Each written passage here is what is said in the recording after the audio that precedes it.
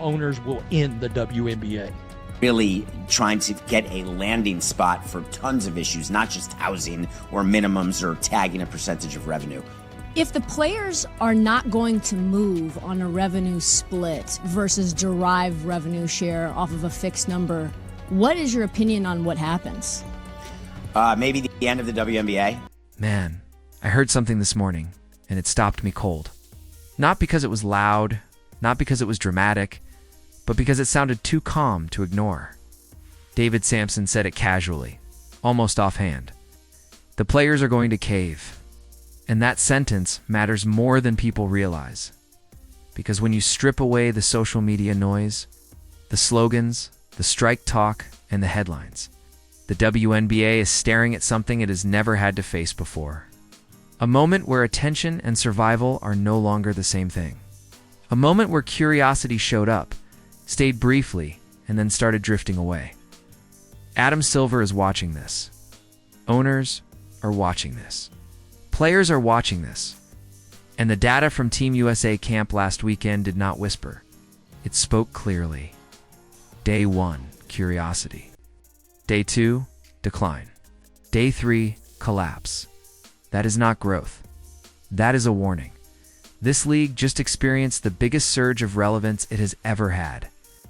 Caitlin Clark brought new eyes, new conversations, and new expectations. But attention does not automatically turn into loyalty. And loyalty is what keeps leagues alive when things get quiet. January 6th is coming fast.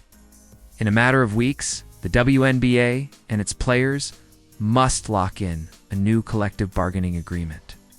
Agree to another extension. Risk a shutdown that could erase everything 2024 created. This is not about one player. This is not about one contract. This is about whether the WNBA understands the difference between being watched and being needed, and the numbers suggest that difference is getting dangerously clear. David Samson is not emotional about sports. He never has been. He looks at leagues the way investors look at balance sheets. What works stays. What bleeds gets cut.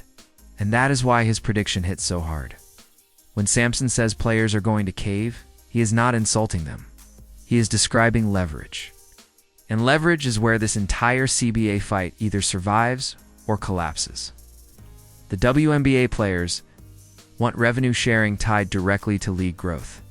Owners want a fixed model that protects long-term stability. That difference sounds small on paper, but it decides who absorbs risk when momentum slows. Samson's argument is simple. Owners can wait. Players cannot. Every missed season costs players prime earning years. Owners lose money too, but they still own the product when the dust settles. That imbalance matters. Adam Silver is not going to play chicken with a league that still depends on NBA support. He will not overcorrect out of fear. And that is why strike authorization, while powerful symbolically, does not automatically translate to real leverage. Samson also points to something uncomfortable. The WNBA does not yet have a massive, patient fan base that will wait through silence. This is not the NBA in the late 90s. This is a league still proving permanence. That is why the phrase "players will cave" is not arrogance. It is probability. And the longer negotiations stall, the more that probability grows. January 6th is not just a date on the calendar. It is a pressure point. Miss it, and every decision after becomes riskier. The league's latest reported offer includes a maximum base salary of around $1 million in 2026. With revenue sharing pushing that to approximately $1.3 million. Over the life of the deal, its top earners could approach $2 million annually. That is a massive jump from where the league started. But it is not what players want. Players want a percentage, not a ceiling. Reports suggest the players turned down that offer. That matters because time does not favor unresolved negotiations. If a deal is not reached by March or April, the 2026 season becomes fragile. Not delayed. Fragile. A lockout does not just pause games. It kills momentum. And momentum is the most fragile asset this league has. The WNBA finally entered mainstream sports. Its conversation in 2024. That attention came with expectations. Fans expect continuity. Media expects availability. Sponsors expect stability. Lose a season, and you do not resume where you left off. You restart from zero. This is not fear-mongering. This is historical pattern. Leagues without deep roots cannot afford silence. They disappear from daily habits fast. And that reality is why this negotiation is not theoretical. It is existential. The most revealing data point did not come from a boardroom. It came from a gym in Raleigh. When Caitlin Clark stepped onto the floor for Team USA camp, viewership spiked immediately. That was curiosity. People wanted to see her. They wanted to check in. On day 2, numbers slid. Casual viewers drifted away. On day 3, the drop was steep. Not gradual. Not subtle. Steep. That pattern matters more than any single rating. It shows behavior. Curiosity is fast. Loyalty is slow. The league has leaned heavily on growth narratives. Expanding audiences. Long-term fans. Sustainable interest. But those 3 days told a different story. People will show up to watch Caitlin Clark play. They will not automatically stay to watch the system around her operate. Practice does not draw like competition. Camp does not draw like conflict. And without Caitlin on the floor in a game setting, attention thins quickly. That does not mean the interest was fake. It means it was conditional, and conditional interest is dangerous during labor disputes. Because when games disappear, conditional fans do not wait. On the court, Caitlin Clark looked close to full strength. The eardrum injury that cut her playoff short does not appear to have taken anything from her skill set. The range is still there. Logo threes remain effortless. Passing angles still appear before defenders recognize them. Her gravity still bends defenses. What is missing is timing. After time away, rhythm does not return instantly. At this level, being half a beat late changes everything. Shots that usually fall clean hesitate. Reads arrive a fraction slower. Observers noted her speed is returning steadily. And that matters because her first step is what forces defensive overcommitment. Without that burst, defenders recover faster. Defensively, the conversation becomes harder to avoid. Against elite guards like Kelsey Plum, Caitlin struggled to stay in front consistently. This was not an effort issue. It was reaction and positioning, amplified by rust.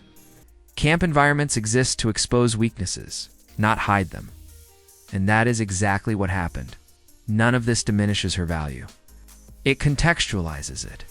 She is healthy, recalibrating, and adjusting to elite competition. That reality matters more than highlights. When Caitlin Clark shared the floor with Paige Buchers, something shifted. Not loudly, not instantly, but clearly enough that anyone watching closely felt it.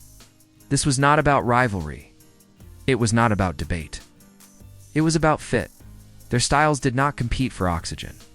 Caitlin's shooting gravity stretched defenses far beyond the arc, forcing help to commit earlier than usual. Paige brought balance, control, a calming influence that slowed possessions just enough for spacing to breathe. Instead of clashing, the floor opened. Movement improved across the lineup. Cuts became purposeful. Passing lanes stayed open longer. Decisions looked cleaner, not rushed. This was not chaos. It was structure. This is the type of pairing coaches think about years in advance. Not for highlight reels. Not for social media arguments. But for functionality in high-pressure environments. International play does not reward isolation-heavy basketball. It rewards players who make the game easier for everyone else on the floor. Team USA camp is not about today. It is about 2028 and beyond. Chemistry, coexistence, projection, every rep is information. Every interaction matters. No one is getting cut. Everyone is being evaluated in context. How they adapt, how they complement, how they disappear into the flow without losing impact. What this pairing suggested is important. Caitlin Clark does not need to dominate every possession to be valuable. She changes the geometry of the game simply by existing. Defenses bend before she even touches the ball.